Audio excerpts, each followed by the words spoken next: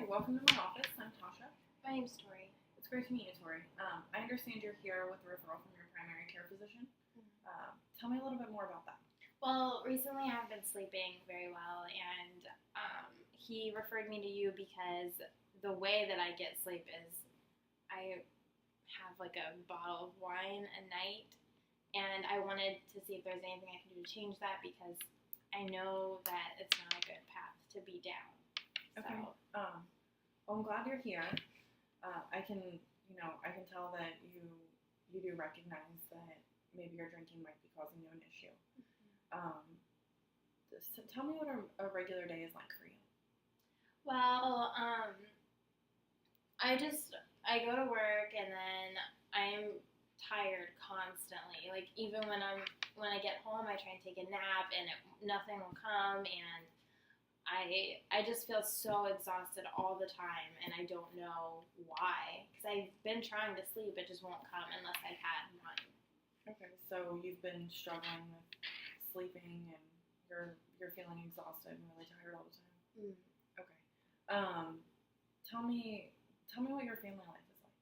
Well, recently my mother just passed away, and since then I haven't been very close to my children, and because I work all the time, and I think the wine is really affecting my relationship with my husband and kids, and it's just not good. I don't feel connected to any of them, and I feel like they feel the same way about me as well.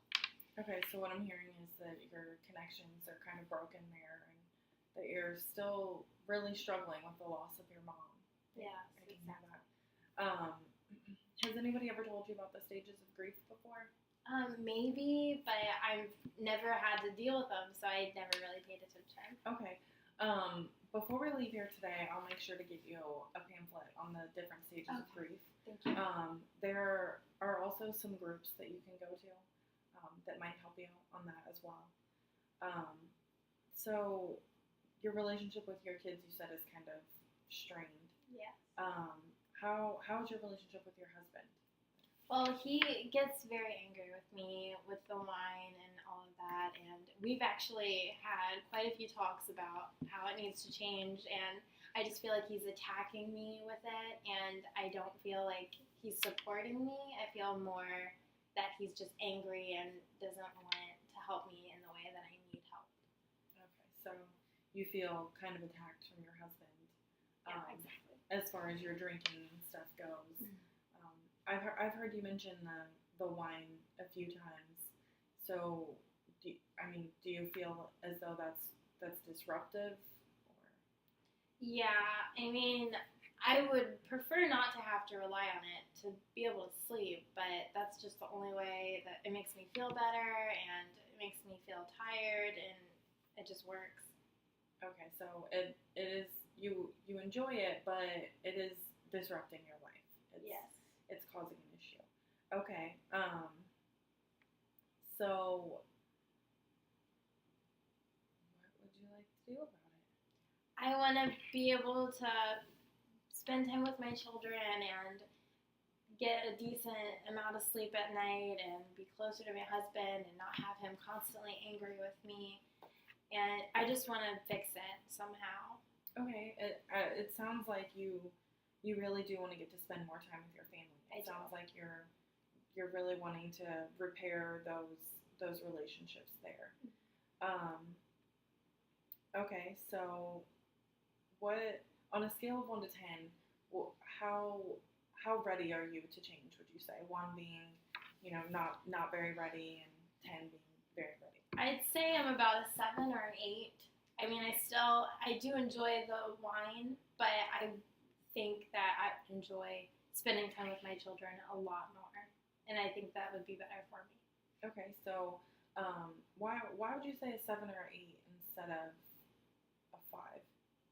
Well, maybe I was a 5 before all the talks with my husband. I've always known it was an issue, but it helps me. It makes me feel better. It lets me deal with my mother's death more easily, I guess. And I think that me being at a 7 or 8 has to do with realizing that it is an issue and going to my position and letting him know, hey, this is an issue and I want to get it fixed, and that's why he sent me to you, because I do want to fix it. Okay, so you feel like you are pretty ready to Mhm. maybe try to scoot away from the wine, as much as you've been having. So your mother, after your mother passed away, do you have any other,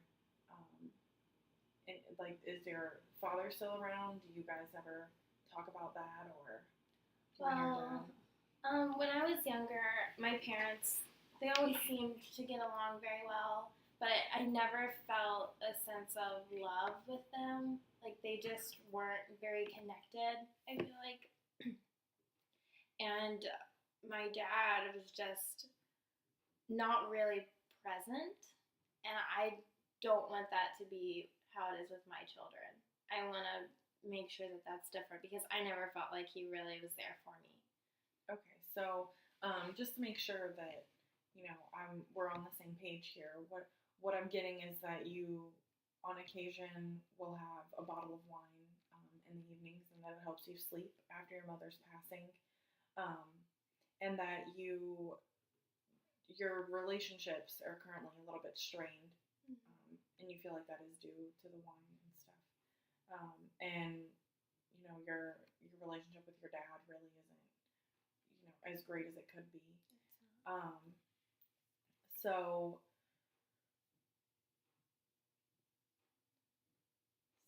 so I mean, my mom was the same way. I feel like I noticed her having a glass of wine every single night, and she just, I don't know, it seemed normal to me. So that's what I've always known. But then looking at the way it affects my kids, and I guess the way it affected me, makes me notice the difference in how it's not good and how I need to change it. yeah, the drinking can definitely be a pattern within families. That is something I didn't know that. That is something that that can come from that. The fact that your mother drank is very important, and it can be scary, for you, which is a big reason why I'm really glad that you came in today. Um, it's great that you do have, your husband there. I understand that you feel as though he's kind of bullying you into stopping your glass of wine, but it sounds like you guys really do have a good relationship, and he really does want you to stick around for your kids. Mm-hmm. Okay, so what I'm going to do is I'm going to give you this pamphlet on grief, the different stages of grief, and we'll plan to meet back here next week, and I will go ahead and get a hold of a couple of places that have the stages of grief, the groups for the stages of grief for you, and